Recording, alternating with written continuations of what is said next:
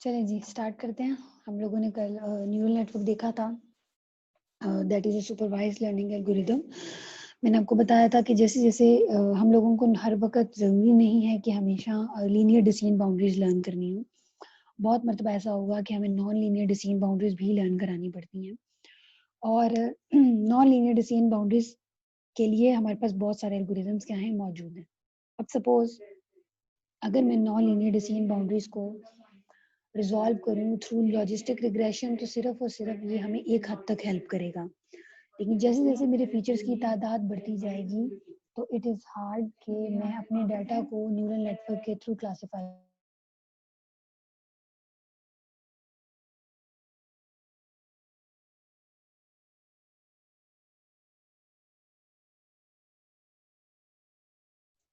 ठीक है? तो हमने देखा था कि जिस तरह हमारे डाटा की तादाद बढ़ती जाएगी, हम लोग कुछ इस किस्म की नॉन लीनियर डिसीजन बाउंड्रीज़ क्या करेंगे? लर्न करेंगे। फिर हमने इस किस्म की चीज़ें देखी थी कि रियल लाइफ में हमारे पास फीचर्स की तादाद बहुत ज़्यादा होती है। लाइक अगर एक छोटे से चंक की बात की जाए तब भी वो इतने ढेर सारे फीचर्स हैं। अगर इसको पूरे इमेज पर स्क्रॉल डाउन करूँगी, इसका मतलब है कि what I have a huge amount of और ह्यूज नंबर ऑफ फीचर्स। ठीक है? और ये फीचर्स मेरे क्या होते जाएँगे, बढ़ते जाएँगे स्टेप बाय स्टेप जैसे-जैसे मैं उसको इमेजेस पे मूव करवाती हूँ। फिर जी हमने न्यूरल नेटवर्क का आइडिया देखा था कि 80s और 90s में इसका कॉन्सेप्ट आया था। फिर उसके बाद लोगों ने इसे यूज़ करना छोड़ दिया था। लेकिन 2013 के बाद जब से डीप लर्निंग का कॉन्सेप्ट आया तो लोगों ने इस पे ज़्यादा फ़ोकस करवाना शुरू कर दिया। Like people are actually focusing on कि किस तरीके से वो डीप लर्निंग के मॉडल्स को ट्रेन करके अच्छे से वेट्स को लर्न करके ऐसी क्लासिफिकेशन कर सकते हैं जिसकी एक्यूरेसी या फिर हम कह सकते हैं जिसके रिजल्ट्स क्या होते हैं बहुत ही अच्छे होते हैं। फिर हमने ये कॉन्सेप्ट देखा था you have some set of input features. ठीक है, यू हैव सम वेट्स या फिर पैरामीटर्स या फिर थीटास। आप क्या करते हो सेम उसी तरीके से you take theta transpose into x. तो theta transpose into x means हर एक्स मल्टीप्लाई हो रहा है थीटा के साथ और फिर हम उसका क्या ले रहे हैं सम ले रहे हैं। लाइक मैंने आपको अगर इसी वर्डिंग में कहूँ तो मैंने कहा था कि हम लोग यहाँ पर इसे कहते हैं एक्टिवेशन फंक्शन। ठीक है, तो हम अपनी एक्टिवेशन फंक्शन के अंदर बाय डिफॉल्ट जो चीज़ यूज़ करते हैं that is your sum of product. ठीक है, और सम ऑफ प्रोडक्ट में हमारे पास जो चीज़ होती है दैट इज़ लॉजिस्टिक रिग्रेशन। ज़रूरी नहीं है कि हम लोग अपना एक्टिवेशन फंक्शन को हर बार लॉजिस्टिक ही रखें, अगेन इट डिपेंड्स। लेकिन बाय डिफॉल्ट हम अपनी लॉजिस्टिक रिग्रेशन के केस में यही केस को एक्चुअली में न्यूरल नेटवर्क का as an activation function use करते हैं। सबको मेरी आवाज आ रही है ना? ओके ओके, चलिए अभी छोटी सी एक एग्जांपल है। Like you have two input variables x1 and x2 like this. ठीक है, और ये उनके क्या हैं वेट्स और +1 इज ऑलवेज बाइस दैट इज x0। लाइक अगर मैं कहूँ तो मेरे पास कुछ ऐसा है, I have x0, I have x1 and I have x2। Clear हो गया? अब हमने क्या किया x0, x1 and x2 और and I have some weights. This weight is w0 या θ0, then θ1 and then θ2. Like हर के against I have θ0, I have θ1 and I have θ2. Clear हो गया ना? यहाँ तो कोई कंफ्यूजन नहीं है। अब हम स्टेप बाय स्टेप अपनी ट्री पर ये चीज चलाएंगे। लाइक हमने क्या किया, सपोज पहला वाला केस सॉल्व करें। जब x1 भी 0 है और x2 भी क्या है 0, तो जब 0 को 20 से मल्टीप्लाई किया तो मेरे पास क्या आएगा 0 प्लस 20 को 0 से मल्टीप्लाई किया फिर क्या आएगा 0 0 और फिर जब प्लस किया -10 इंटू ये तो मेरे पास टोटल आंसर क्या आ गया -10 ठीक है। अब हो सकता है इसका हाइपोथेसिस फंक्शन ये कह रहा हो, अब हाइपोथेसिस फंक्शन भी वेरी कर रहा है कि मैंने क्या कंडीशनिंग सेट की है। ठीक है, सपोज मैंने ये कंडीशनिंग सेट की कि जब भी मेरा हाइपोथेसिस नेगेटिव होगा ना तो उसने मुझे आंसर क्या देना है 0, और जैसे ही मेरा हाइपोथेसिस पॉजिटिव होगा तो उसने मुझे आंसर क्या देना है 1। ठीक है, अब जरा ये वाला केस हम चलाते हैं। सेकंड वाला x1 है 0 ठीक है, x1 है 0, बैकग्राउंड से वॉइस आ रही है किसी के, काइंडली म्यूट कर दें। x1 है 0, तो x1 को मैंने मल्टीप्लाई किया 20 से, तो मेरे पास क्या आ गया 0। इसमें मैंने ऐड कराया 1। अब मैंने क्या करना है, x2 की वैल्यू है 1, तो मैंने क्या किया, मैंने 1 को मल्टीप्लाई करा दिया 20 के साथ, ठीक है, और फिर मैंने इसमें ऐड करा दिया -10। तो एज अ होल मेरे पास ये क्या वैल्यू बन गई, लेकिन अगर मैं इसको करूं, ठहर जाओ, ऐसे हो जाएगा ये 0 into 20 plus 1 into 20 plus 1 into -10, ठीक हो गया। और ओवरऑल हमारे पास आ गया 20 - 10, तो मेरी वैल्यू क्या आ गई 10। 10 तो जब मेरा हाइपोथेसिस पॉजिटिव है तो इसका मतलब है कि वो किस क्लास से बिलोंग कर रहा है, 1 क्लास से। वंस। क्लियर हो गया? ठीक है मैम। चलिए जी, अभी एक छोटी सी और एग्जांपल है। इस केस में हमने क्या किया, हमने वेट्स थोड़े चेंज कर दिए। अब मैं इसमें ना थर्ड केस चला लेती हूँ। अगर मैं x1 को 1 से मल्टीप्लाई करूँ तो मेरे पास क्या आएगा, x1 को 1 के साथ हाँ, तो 20 आ गया, 20 20 आ गया। 20 और अगर मैं x2 को मल्टीप्लाई करूँ, लाइक दैट इज 0, 0 को मैं मल्टीप्लाई करूँ 20 से, तो मेरे पास क्या आएगा 0 20। तो अगर मैं टोटल की 20 बात कर रही हूँ, हाँ, अगर मैं टोटल की बात कर रही हूँ तो इसका मतलब ये है कि -30 प्लस 20, ऐसे ही है, ऐसे ही है कि नहीं है? यस जी लाइक जी अगर जी मैं कहूँ तो -30 plus 20 plus 0, and this will be equal to -10, 10 ठीक हो गया। तो जब -10 हो गया तो मैंने यहाँ पर उसको क्या एलोकेशन कर दी, 0 की, 0 ठीक है। अगेन ये डिपेंड कर रहा है, जरूरी नहीं कि नेगेटिव को 0 ही करना है। मैं अपनी हाइपोथेसिस की कंडीशन को चेंज भी करा सकती हूँ। लाइक मैं माइनस को, नेगेटिव वैल्यू को 1 रखवा सकती हूँ, और 1 वैल्यू को नेगेटिव, पॉजिटिव को नेगेटिव करा सकती हूँ। क्लियर हो गया ना? ये चीजें डिपेंड करती हैं कि हम लोग अपना हाइपोथेसिस किस तरीके से एडजस्ट कर रहे हैं। चलिए जी, अब ये वाला केस देखिए। अब देखिए, अगर x1 की वैल्यू 0 हो, अगर 0 हो तो मेरे हाइपोथेसिस का आंसर क्या आएगा, 10 आएगा कि नहीं आएगा? 10 आएगा। तो 10 इज अ पॉजिटिव नंबर, तो 10 इज अ पॉजिटिव नंबर, तो इट मीन्स के मेरी वैल्यू यहाँ पर क्या आएगी 1, यस ठीक है। और अगर मैं x1 को 1 कर दूं तो फिर मेरे पास -20 आएगा, तो -20 plus 10 is equal to -10, yes तो that which is is a equal to 0 negative, हाँ, विच इज इक्वल टू 0। क्यों? Because -10 is a negative number, ठीक हो गया? यस ठीक। ये एक्स और या एक्स नॉर का जो गेट है ना, ये उसकी कुछ डिसीजन बाउंड्री लर्न की गई है, और ये डिसीजन बाउंड्री है नॉन लीनियर, ठीक है, देखने में समझ आ रहा है। जो सर्कल टाइप बना दिया ना, ये नॉन लीनियर है। लाइक इसके अंदर एक क्लास है, और जब भी डेटा से बाहर निकल रहा है तो वो एक और क्लास है, ठीक है। ठीक है मैम। देन इस स्लाइड का मकसद सिर्फ इतना है कि न्यूरल नेटवर्क में जरूरी नहीं है कि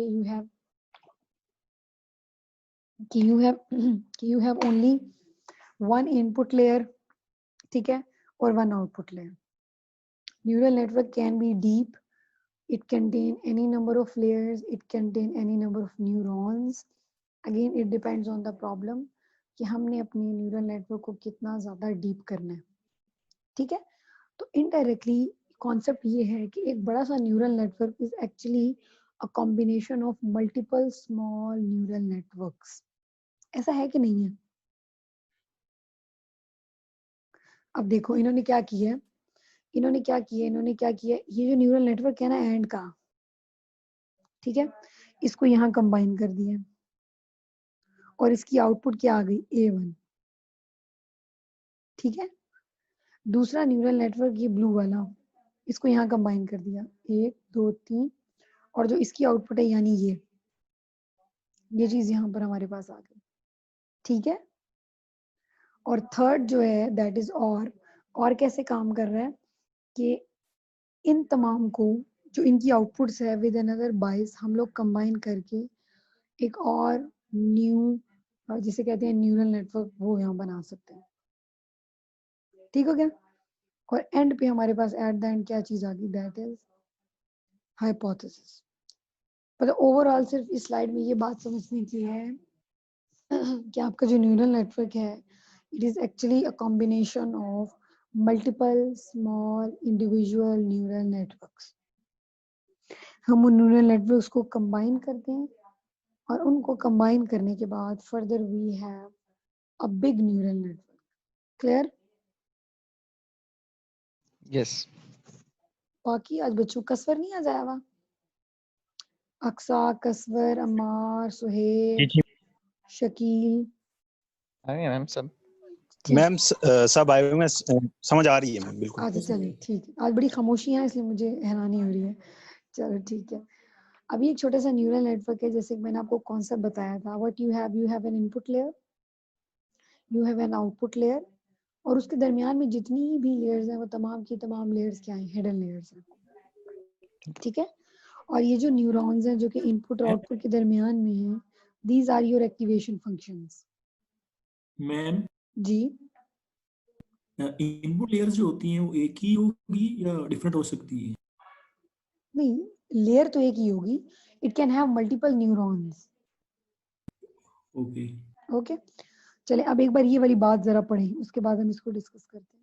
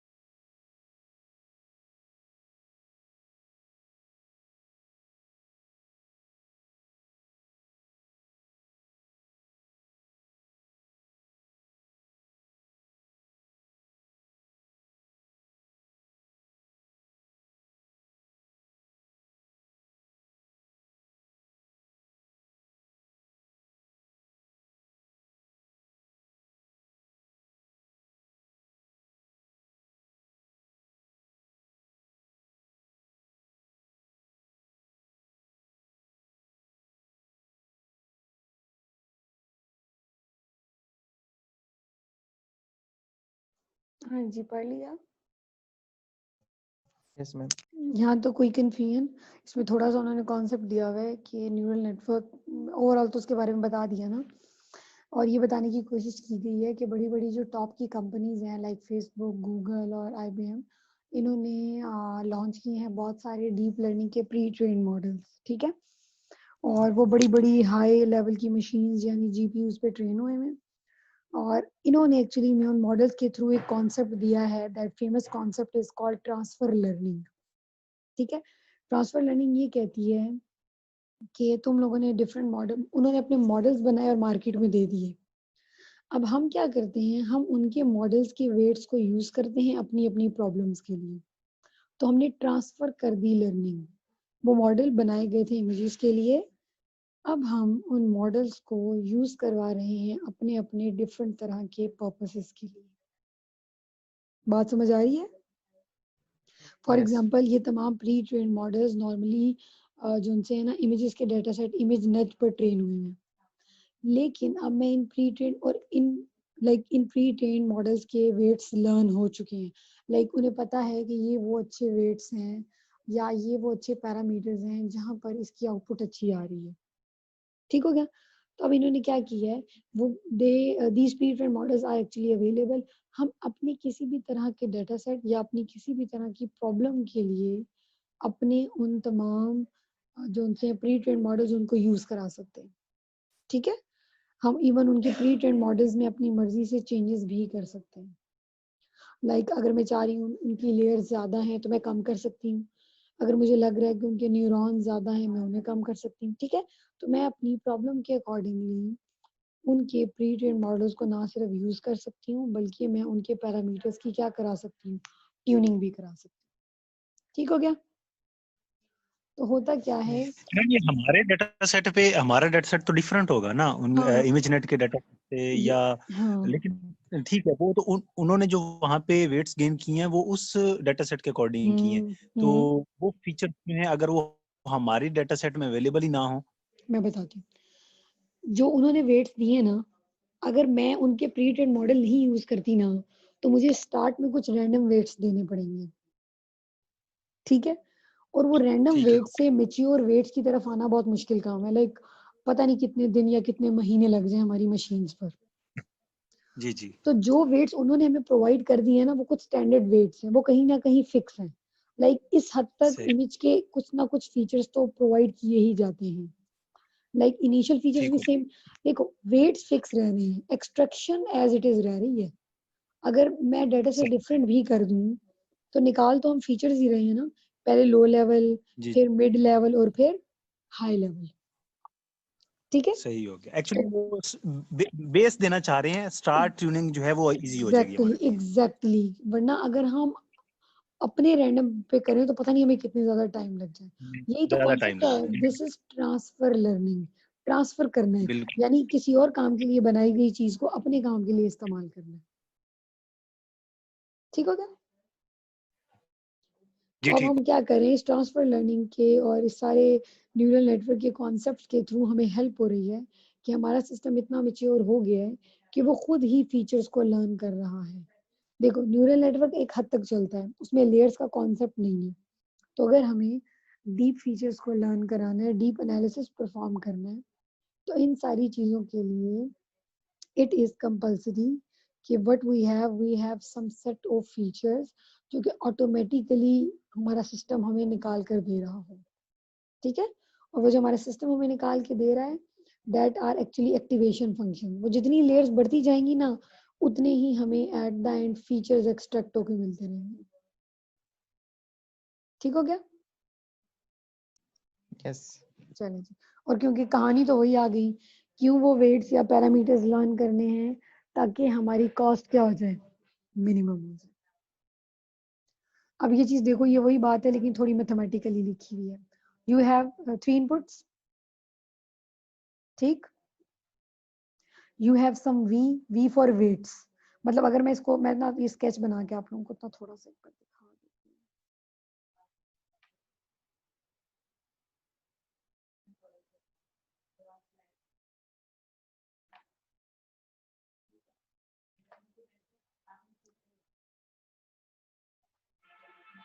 कुछ ऐसा ही था ना।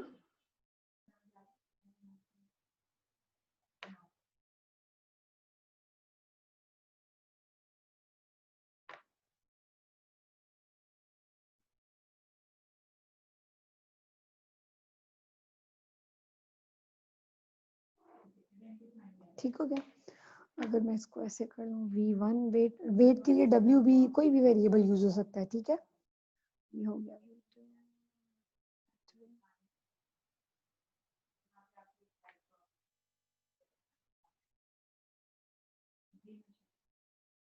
ठीक है जी। सपोज यहाँ मैं A लिख देती हूँ A1, यहाँ मैं लिख देती हूँ A2 और यहाँ मैं लिख देती हूँ C, ठीक है। और सपोज इस लेयर के वेट्स हैं W1 और W2, ठीक हो गया। तो इसका मतलब है कि I have a vector of X, ठीक है। I have a vector of V also weights. I have a vector of W. Any confusion in this? Clear है? Yes. Okay. अब हम आगे देख लेते हैं कि इस सारे पैरामीटर्स के बाद हमारे पास नेक्स्ट क्या चीज बच रही है। तो यहाँ पे भी उन्होंने ये कहा है कि you have some V vector जो कि यहाँ के वेट्स को रिप्रेजेंट कर रहा है, ठीक है।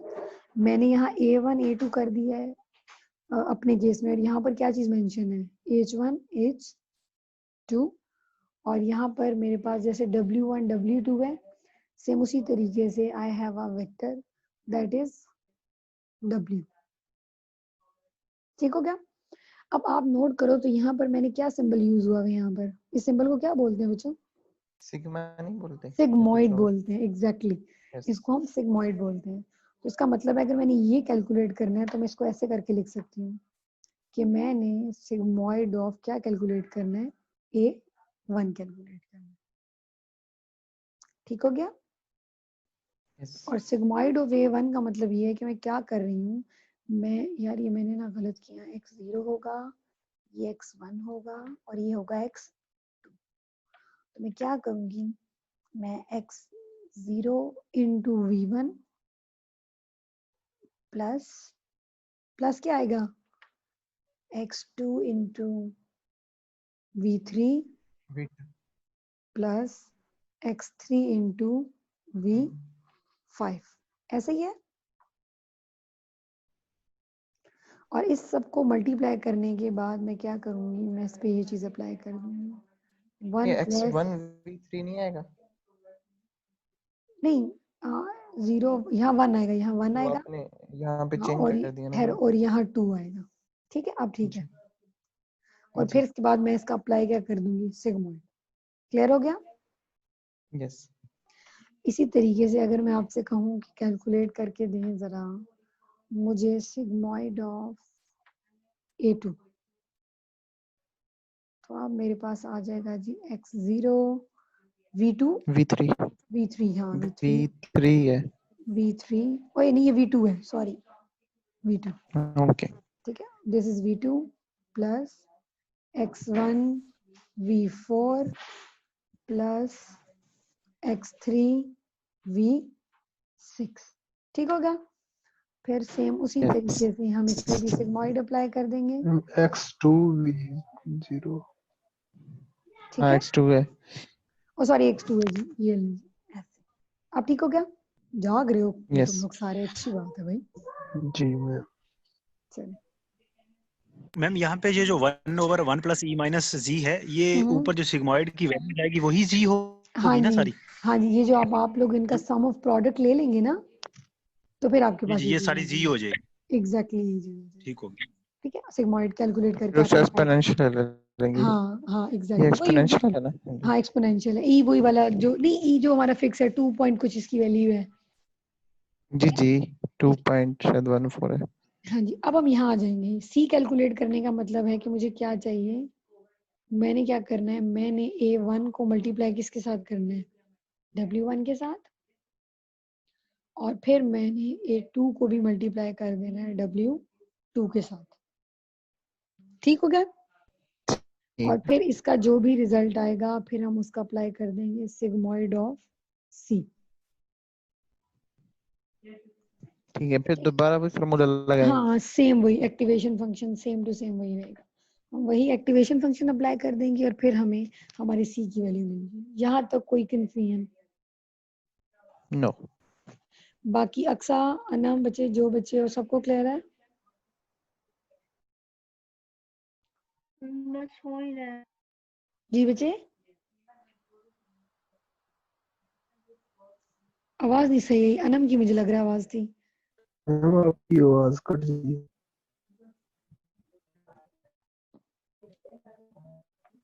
हाँ कट रही है, डिस्कनेक्ट हो रही है। तो यहाँ पे भी अगर मैथमेटिकली तुम लोग इस चीज को पढ़ो तो तुम लोगों ने क्या किया, तुम लोगों ने अपने v को डॉट प्रोडक्ट लिया x के साथ, ऐसे ही है ना। हमने अपने इन x वेरिएबल्स को मल्टीप्लाई किया अपने v के साथ, और v क्या थे, v हमारे थे वेट्स। और जब हमने अपने इन इनपुट वेरिएबल्स को अपने v वेट्स से मल्टीप्लाई किया तो हमें एट द एंड h मिल गया। ठीक है, और फिर जब हमें h मिल गया तो हमने अपने इस h को किसके साथ मल्टीप्लाई कर दिया, इस h को w के साथ मल्टीप्लाई कर दिया, और फिर एट द एंड हमें कोई ना कोई एक स्पेसिफिक मैम ये भी कोड वेट्स की, हैं, वो भी वेट्स हैं। हाँ हर ये लेयर के W। अपने अपने वेट, हर लेयर के अपने अपने वेट्स। ठीक है। देखो ना न्यूरल नेटवर्क क्या कहता है, एक की आउटपुट अगले की इनपुट, फिर उसकी आउटपुट अगले की इनपुट। जी जी जी। तो इसका मतलब है कि जितनी इनपुट उतने हमारे पास वेट्स आते जाएंगे।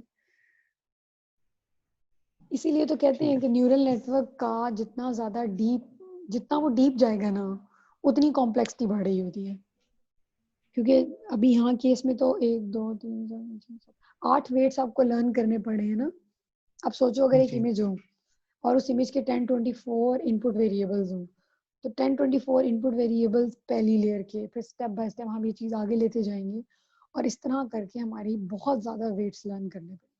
तो इतने वेट्स को लर्न करना सिस्टम के लिए तो मुश्किल होता ही है और मैनेज करना भी बहुत मुश्किल है।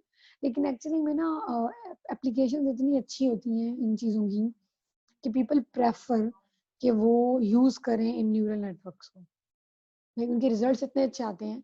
फिर लोग कहते हैं ये डीप जाए या इसको मैनेज करना या इसकी कॉम्प्लेक्सिटी कॉस्ट भी बढ़ती जाए तब भी फर्क नहीं पड़ता। नहीं ठीक हो गया।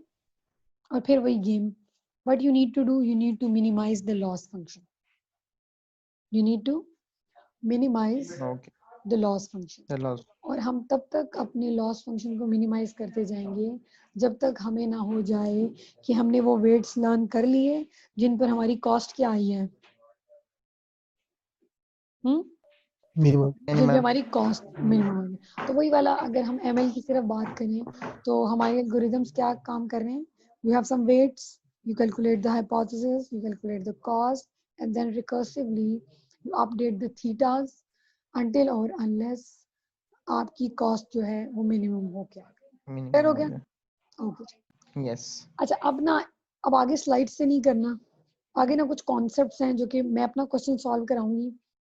स्लाइड्स का कुछ चीजें हैं जो मुझे लगता है हाँ मुझे बतानी पड़ेंगी। अच्छा चलें मैं अभी दोबारा सेशन स्टार्ट करती हूँ, साथ ही फौरन ज्वाइन कर लीजिएगा, फिर हम अगले टॉपिक को कवर करते हैं। ठीक है ठीक है। ओके।